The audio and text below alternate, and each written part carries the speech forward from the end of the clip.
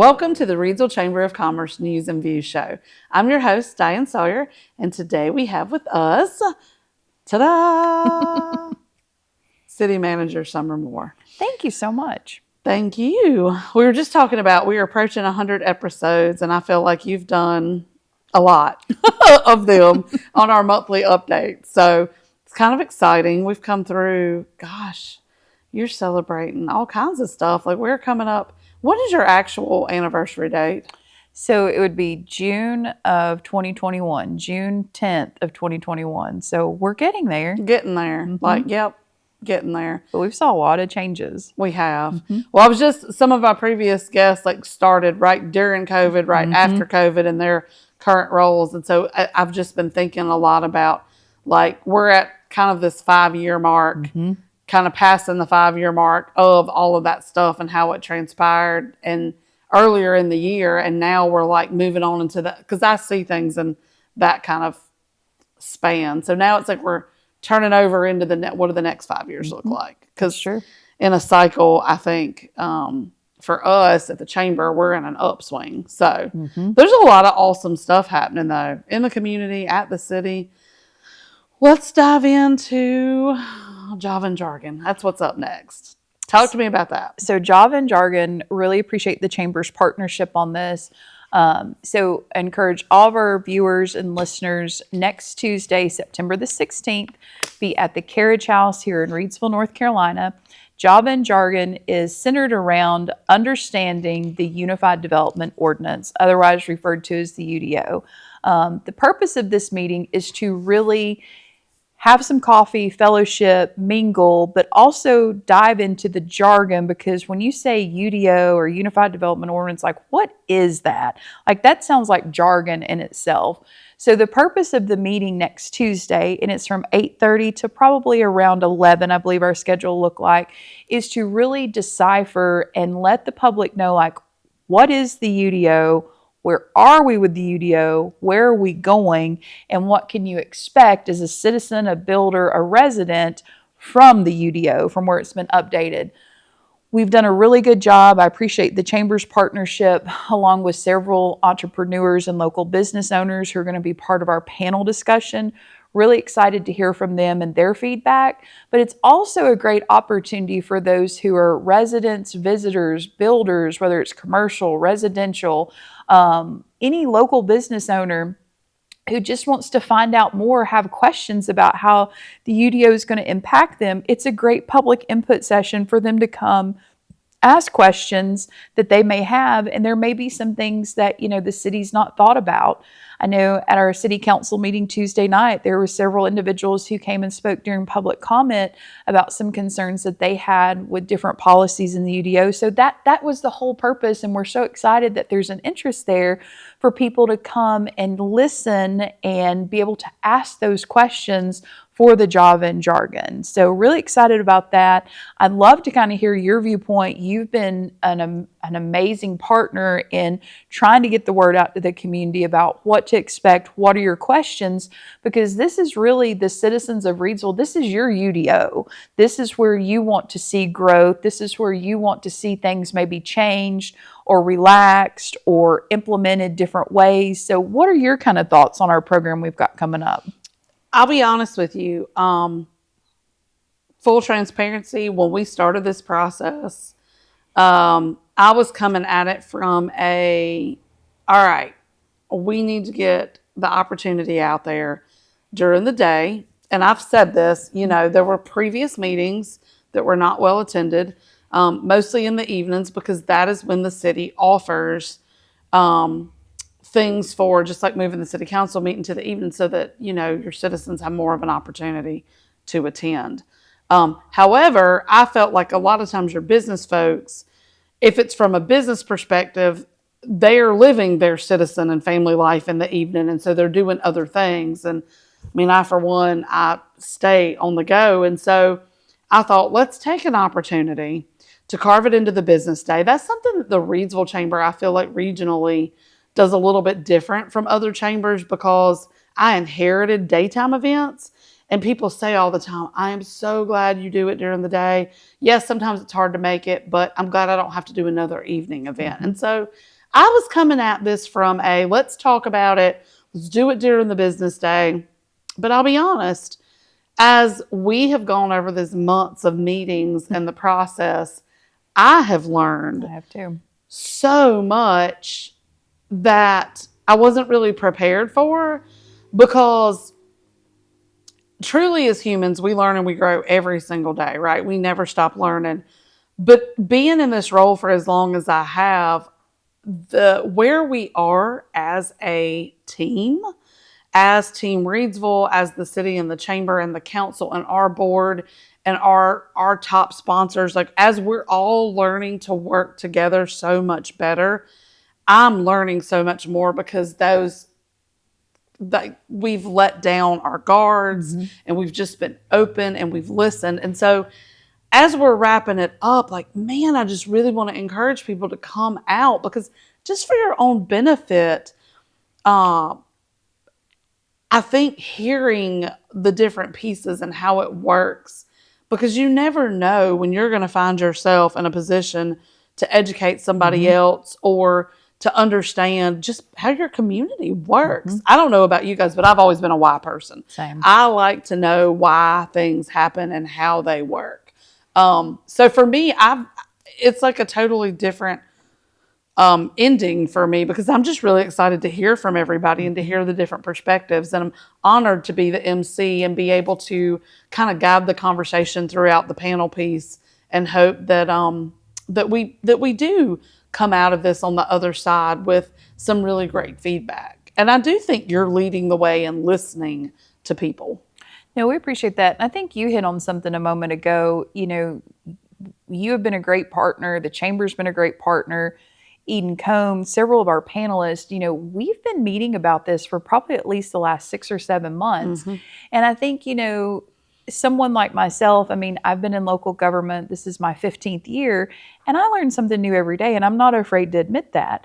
And like with the Unified Development Ordinance, I'm learning through it myself, but I think something we all discovered by working together to put this event on was it come out during our meetings, you know, is this building code or is this Unified Development Ordinance? And even myself, some things that I assume may have been building code or vice versa, may assume they've been the UDO, they're not. They're very separate. And I think that was kind of a breakthrough moment with the committee that we had, was to make sure, you know, some of us who this is what we do on a daily basis, we need to make sure we can communicate that and help the public understand that there is a difference.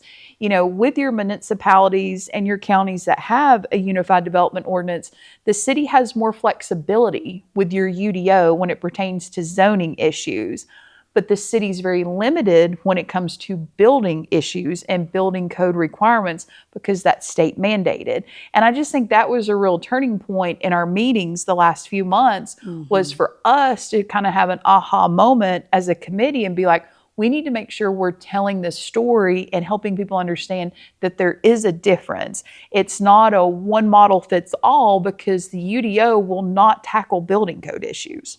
Right. And I think we have a lot of buzzwords. We have a lot of things that we've talked about, interpretation. We've talked about, and I think that's where people get confused too, with the things that are state mandated. There are some things that are left up to if-then statements, right? Like if this is, then this can. And so I think that's one of the things we want to address, like the fact versus fiction of the UDO, the fact versus fiction, like Mythbusters, like we cannot change X, Y, and Z that is in the building code as a part of the UDO. So I'm excited about it. The best part of it is, even if you can't attend, we will record it. We love partnering with Rockingham Update, not only to do this show, but other things. And so we're really excited about being able to provide that out for people to watch later. But also, you're always available for people to contact you, and your staff is as well. And I'll admit, I've known a few planners now in my life.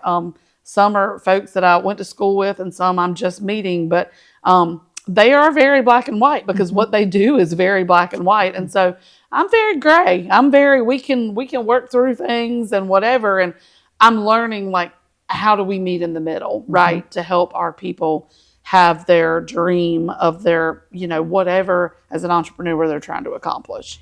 And I think you just hit on that too. Something, I've really learned in my time here and in my time in this leadership role is, whether you're a planner or a manager, we get so kind of set in what our roles are and interpretation of those roles. And then you have someone who maybe be a business owner and they have a whole different perspective. And I think that's one thing, setting up through this committee process that we learned is we as staff don't need to be afraid to explain like, well, this is what we thought. This is the angle we're coming from.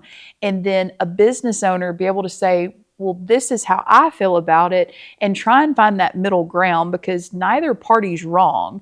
And I think that's part of what we've learned through the UDO too is, well, this is what it says in black and white. This is where we're coming from. And then to be able to hear that business owner or resident standpoint of how they see it and find some middle ground.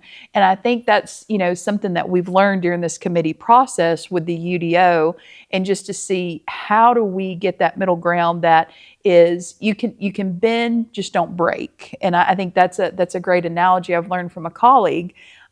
Is how do we just work together and have a safe space to be able to communicate, this is how I interpret it, and someone else be able to express, well, this is how I feel about it without being at odds with each other.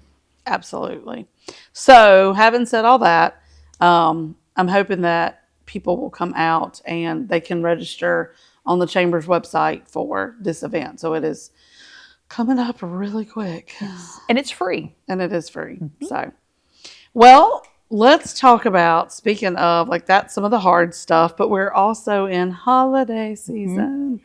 So let's talk about some of the fun stuff coming up. We got decorations and Fab Fest and fast forward to Christmas. So we are there. So we're really excited. So we will be starting decorating for fall decorations downtown. It'll be the end of this month. So I want to say it'll be like maybe Monday, September 28th, if my dates are correct, through that first week. So the last week of September through, I think it'll be like Friday, October 2nd or 3rd, I think. We'll be decorating downtown. We're really excited. So we'll do the corn stalks, the hay bales, the ribbons. They'll be all throughout downtown Reidsville. And the supplies that we get, we try and make sure we're getting local supplies, like your ribbons, your hay bales, your corn, your pumpkins, trying to really utilize our local supporters and local businesses when we do get those items. So we'll be doing that. Also, Market Square will be set up. We'll have our giant pumpkin display, some beautiful fall displays for picture opportunities. We are also working on a stage area here at Mural Park for Fab Festival. So we'll decorate this area here. So if you're downtown and you see a rather strange, large stage sitting here at Mural Park, it will be decorated, but there is a purpose. And we can talk more about that in a moment with Fab Festival. So if you see a structure down here with nothing on it, that is why. So we're a little limited what we're going to do at Mural Park, but we think it'll tie very nicely with Fab Festival.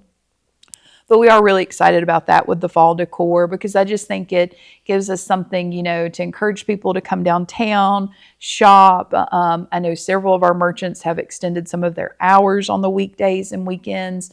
So please come downtown, stroll. Social district just went in place a couple weeks ago. So come downtown and visit your shop owners, your buildings, because it is getting into the holiday season. So go in there and look. You may see something that catches your eye. If not, remember them during the holidays when you're going to do your gift purchasing. But I do think the fall decoration is a great way to kick off the season, because it just encourages people to come walk downtown, enjoy the decorations, but visit your local merchants.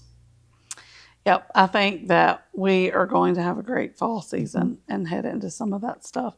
Speaking of fall, a lot of people are looking to go camping because the weather's kind of turning off cool. And for the ones who like for it to be like fireside by the, kind of thing versus the hot weather. So one of the things that has come up has been the fees at the lake and all of the new things that are happening. Talk to me a little bit about what just happened with council and where we are.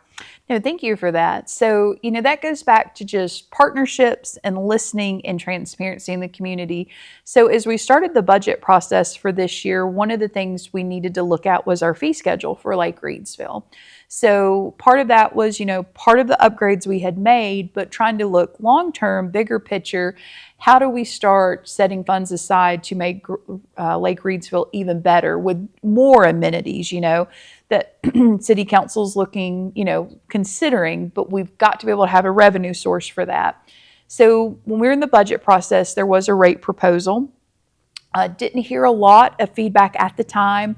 Budget process started in April. Budget was approved in June with a public hearing.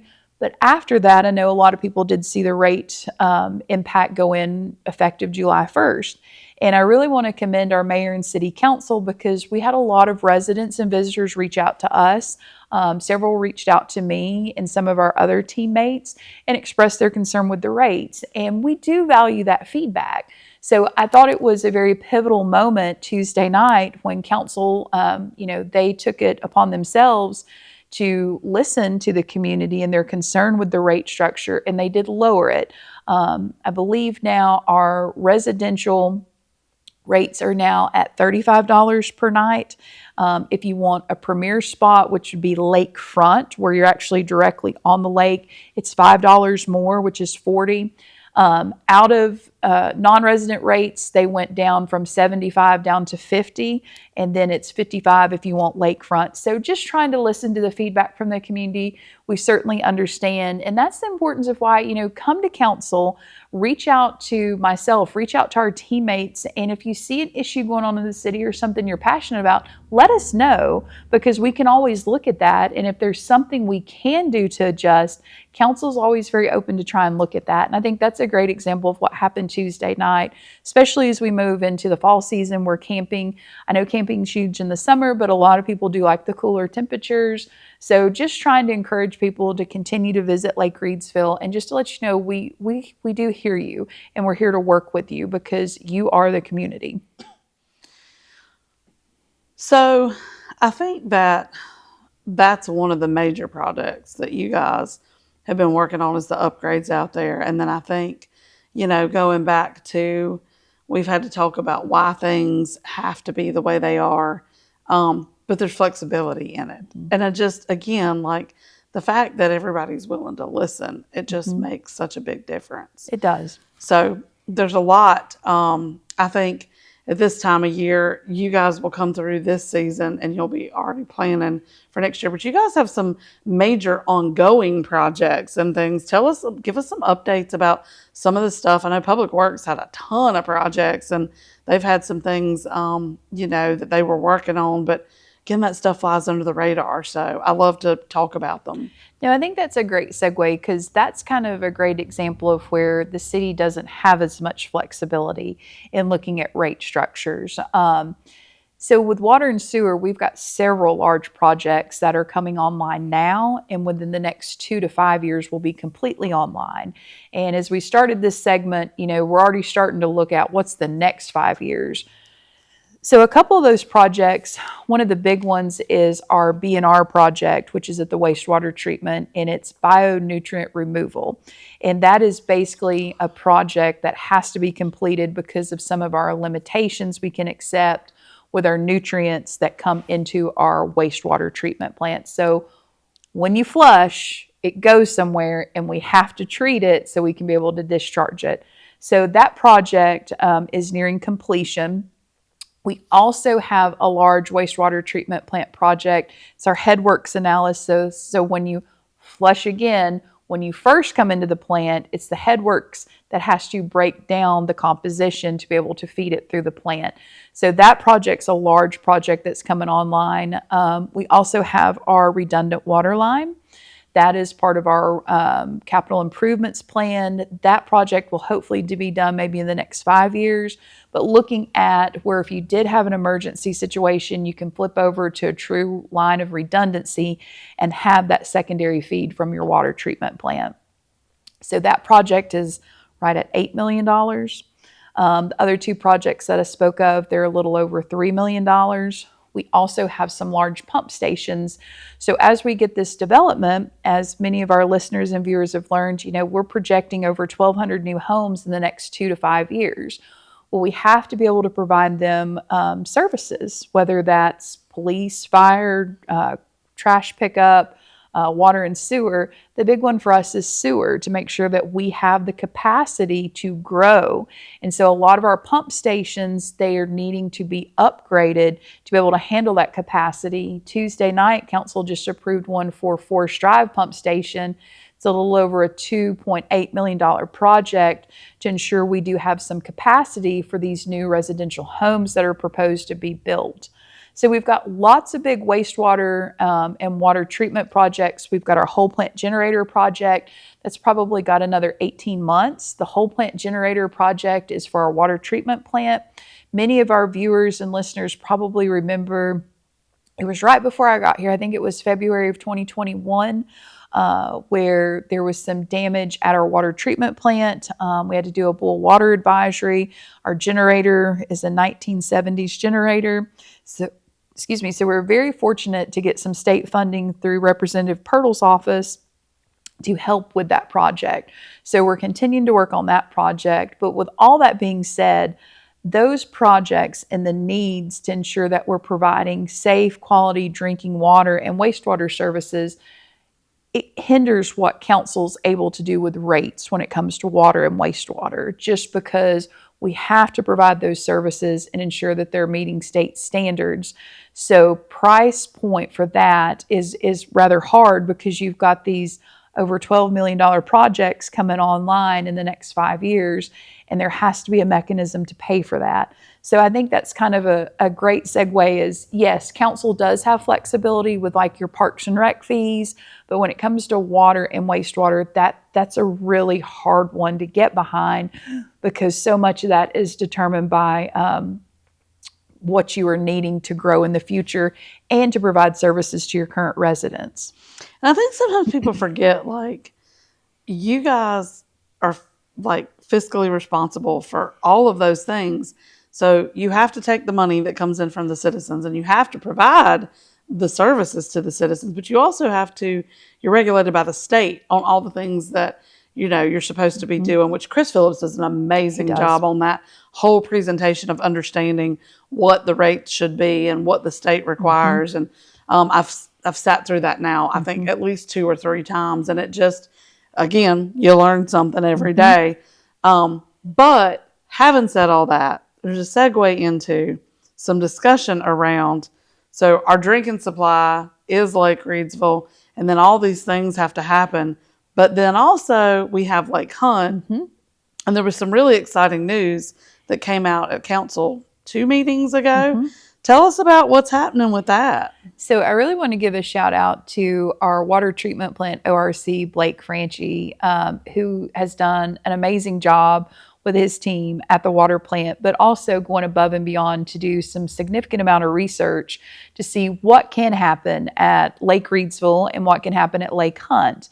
Through his research and working with the state, it was determined that there is the possibility for water activities, such as the possibility of swimming at Lake Hunt.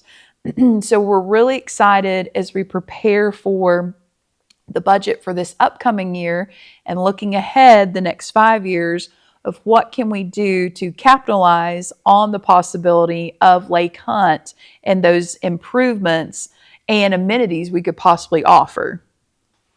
That is very exciting. I know that people have long wondered why you can't swim, but you can have, other activities in the water. And so I'm always trying to explain that and how that works and how, again, no, that's not right. No, you're right. DEQ, yeah. Vision. I was going to say, like, they're the ones who say, what we can and can't do. And so I knew that in Leadership Rockingham, the last time we toured, Blake was saying, I'm working on it. I'm working on it. And he was trying to, and then we found out that Lake Hunt did not any longer fit that classification or whatever. That's however the terminology.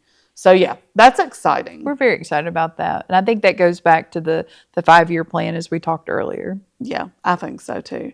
Well, we are almost out of time. What else do we want to cover today? Is there anything else that you want to talk about? Fab Festival. Yeah, let's do it. That'll be a great wrap up. So we're really excited about Fab Festival. And again, I think that's been a great partnership opportunity with the City of Reidsville, the RDC, the Chamber of Commerce, all kinds of other businesses that are getting behind this. But a good example of just listening from the community and hearing what they want to have in a festival. So Fab Fest in the past, it's food, art, and brew. Still capitalizing on that, but we're expanding it and making it try and feel more like a true fall festival, which I believe years ago the City of Reidsville had with the Fall Jubilee. So just trying to kind of bring that fall festival feel back to this festival. So with that, in the past, Fab Festival had been limited to food vendors, artisans, and breweries. We've expanded this year, and don't hold me to this number, but it's well over 100 vendors we have right now, still growing. To give in comparison, I think last year we were around the 50 mark of 50 vendors. We're over 100 now, and it includes commercial vendors with commercial sponsorships. It includes nonprofits. It includes political vendors. It includes your artisans, your food trucks, your breweries. The chamber is going to be serving, so we appreciate that as well. But just trying to grow that festival to fill the streets. We've got some really cool activities planned. I know several of our teammates are working with toy makers to see if they can pull off like a car display or just to be able to showcase your car right here on Gilmer Street.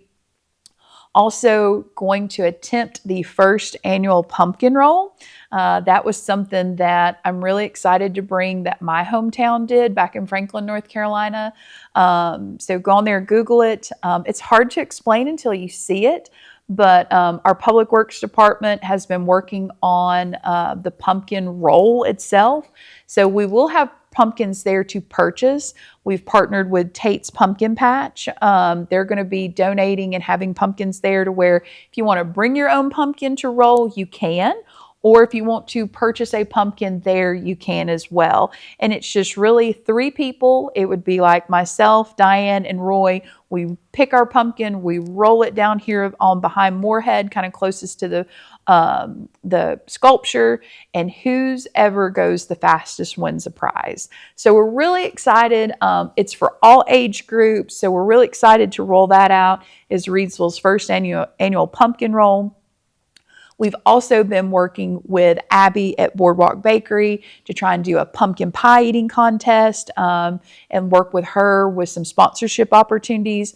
I appreciate your feedback on this because you've been in a lot of those meetings about trying to look at bringing a competition like that here on the R. I love that when you said that because in my mind, I was trying to put stuff at this end of the street and this end of the street, but when you said the R, it will work perfect.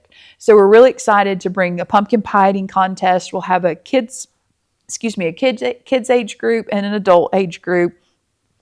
We'll do that during Fab Festival. So we've got a great concert to kick it off. We've got kids games. I know Montana and his team have got some carnival games that they've contracted with. We'll have some performers, some street walkers, individuals in costumes.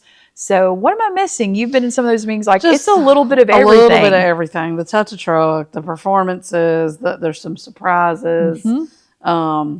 I mean, the local, I think there's going to be some local talent or DJ. Yeah. I don't know. I mean, it is everything fall festival you can think of. Like, it's really exciting. So we're very excited. And again, that just goes back to just listening feedback from the community to see, these are your festivals. Like, what do you want to see here in Reidsville? So, it's not going to go perfect this year. And I go ahead and tell everyone that there'll be hiccups.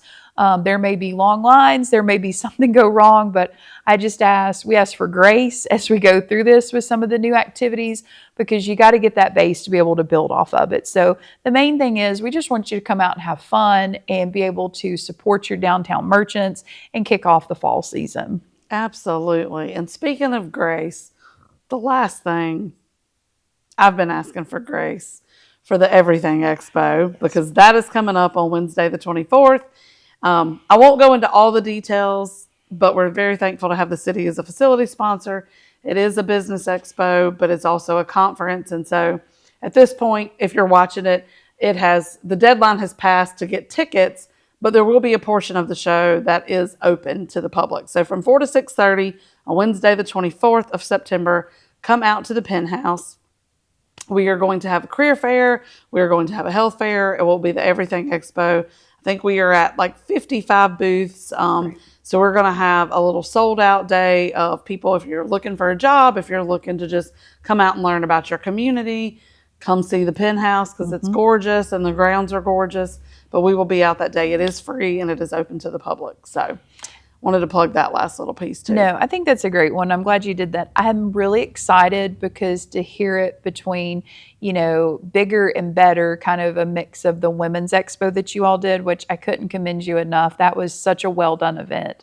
So I appreciate you and your board spearheading that. So I'm really excited to tie both these events together and see where it goes, because I think that's a lot of creativity and I think it'll be fun. So as you said, there's opportunities, if you don't have tickets, come out. There's an opportunity still for you to be able to come in and visit the vendors. Absolutely. But no, thank you and your team for thinking outside the box and trying to do something different. Well, I think we're doing a lot of that lately and a lot of that together. So, we'll see how it goes. All right. Well, that is it for today, I believe. Thank you, Miss Summer, for being here with us. Appreciate the opportunity. Absolutely. All right, folks. Thank you so much for tuning in. And that's it for today's show. As always, you can find us in the heart of downtown Reidsville at 140 South Scale Street on all of our social channels and on our website at reidsvillechamber.org. Thanks and stay tuned. We'll see you soon.